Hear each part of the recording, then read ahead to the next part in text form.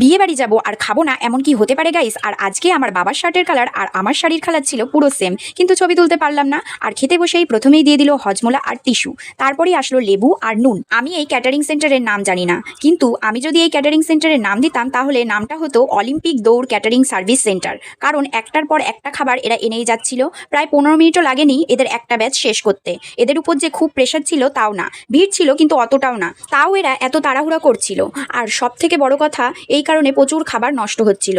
যাই হোক, আজকের মেনুতে ছিল ভেজিটেবল চপ, সাথে সস, সাদা ভাত, ডাল আর চিপস। তারপর আসলো পটল চিংড়ি, যেটা চিংড়িটাকে আমি চটকে ফেলেছি গাইস আলু ভেবে। তারপর আসলো ফ্রাইড রাইস আর চিকেন কষা, আমাকে লেগ পিস দিয়েছে, যেটা ছাড়া আমি মাংস খেতেই পারি না। সাধারণত বিয়ে বাড়িতে গিয়ে পাই না আমি একটাও লেগ পিস, কিন্তু এখানে পেয়েছি দুটো লেগ পিস। হঠাৎ করে কারেন্টটাও চলে গেল আর সবাই চেঁচামেচি আরম্ভ করে দিয়েছে, আর চলেও আসলো কারেন্ট সেকেন্ডের মাথায়। তারপর চলে আসলো 2 রকমের মিষ্টি, বাইরে এসে হাত ধুয়ে নিলাম, তারপরেই একটা টোটোতে বসে আমি আইসক্রিম এনজয় করি। ততক্ষণে তোমরা আমার চ্যানেলটাকে লাইক, শেয়ার, সাবস্ক্রাইব করতে ভুলো না। টাটা।